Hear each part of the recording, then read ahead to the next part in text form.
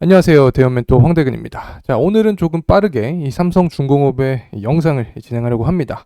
자, 오늘 이 실적 관련된 부분의 이야기가 나왔죠. 영상을 통해서 계속해서 말씀드린 부분인데 결국에 이렇게 실적으로 보여줍니다. 현재 시간외 거래에서도 이 주가가 상승하고 있는 그런 모습을 보여주고 있는데 내일 장이 시작되고 나서 또 주가의 흐름 역시 지켜본 뒤에 여러분과 함께 하도록 하겠습니다. 자, 우선은 관련된 내용 빠르게 살펴보죠.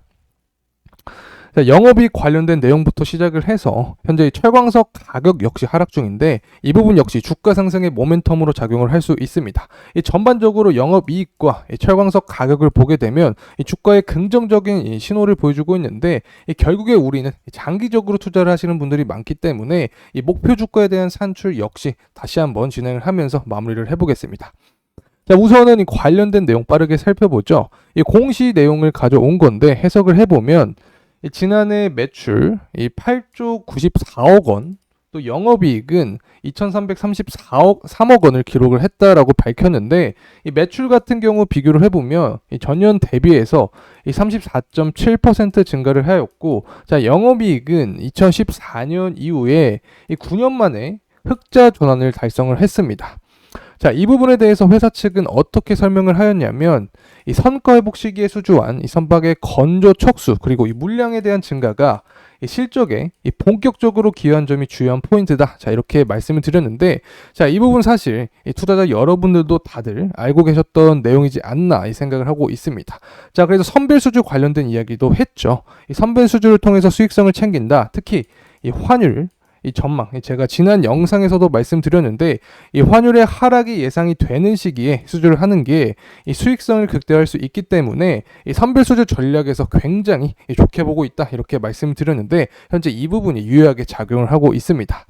자, 그래서 전반적으로 유가의 동향 그리고 환율 후판 가격을 봤을 때 24년 이 조선업의 동향은 좋다, 이렇게 간략하게 말씀드리지만 제가 또 지난 영상에서 자세하게 풀어놨죠. 자, 이 부분이 궁금하신 분들은 지난 영상 꼭 한 번씩 참고해 주시면 감사하겠습니다.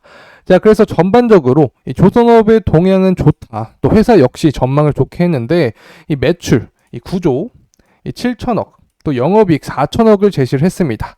특히 올해 조선과 해양수주 목표는 97억 달러로 지난해 실적 83억 달러 대비해서 16.9% 높게 잡았는데, 자, 전반적으로 회사 측도 이 조선업 입장, 이 조선업 업황을 좋게 보고 있는 거죠. 그래서 현재 추이로는 3년 이상의 안정적인 수주 잔고를 바탕으로 철저하게 수익성 위주의 이 선별 수주를 지속해 나갈 것이라고 한 만큼 결국에 우리가 생각했던 그 시나리오, 이 선별 수주 전략이 유효하게 작용을 하고 있다. 자, 우리가 생각한 흐름대로 진행이 되고 있다. 자, 이렇게 볼 수 있습니다.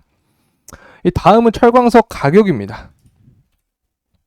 이 철광석 가격은 후판 가격에 영향을 미치죠. 자, 후판 가격은 또 비용으로 작용을 하기 때문에 결국에 철광석 가격이 하락을 하고 있는 부분이 주가에는 긍정적으로도 작용할 수 있는 부분인데 현재 철광석 가격이 하락을 하고 있습니다. 자, 이렇게 되면 내일 주가에 긍정적인 영향을 줄 수 있기 때문에 이 부분도 어떻게 진행될지 함께 지켜보면 좋을 것 같습니다. 사실 현재 후판 가격 같은 경우는 철강사와 인하된 가격으로 협상을 진행했기 때문에 당분간은 비용적인 측면에 걱정이 없지만 1년에 2번 또 분기마다 한 번씩 협상을 하기 때문에 철광석 가격이 내려가면 당연히 좋게 작용을 하겠죠.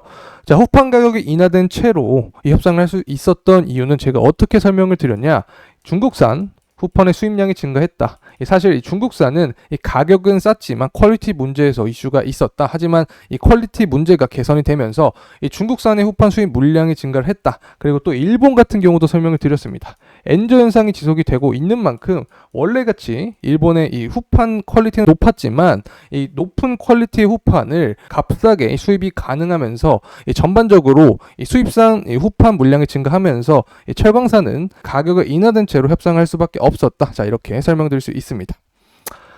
자, 마지막 적정 주가입니다. 아마 저와 함께 하신 분들은 지루해 하실 수도 있을 것 같은데, 이 저번 영상 분석을 해보니까 이 신규 시청자가 80% 정도 기록을 해서, 자, 오늘도 다시 한번 산출해 보겠습니다. 이 조선업 같은 경우 수주산업이기 때문에 일반적인 주가 산출과는 다소 다른 방향으로 주가를 구해야 된다라고 설명을 드렸죠. 자, 우선 영업 흑자를 냈던 시기와 비교를 해서 프리미엄을 줘야 되는데, 이 가장 최근에 영업 흑자를 냈던 시기가 2014년입니다.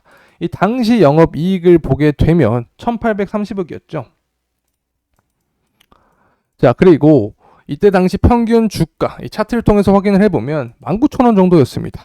그래서 당시 영업이익과 비교한 이 주가, 이 비례 관계를 파악한 뒤에 이제 24년과 25년 영업이익 평균을 계산을 하면 됩니다.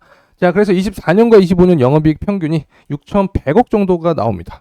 자, 그래서 앞서 구한 주가와 영업이익대 비율을 통해서 적정 주가를 산출하면 62,700원 정도가 나오게 되죠. 자, 하지만 우리가 중요하게 봐야 할 점은 유통주식수입니다.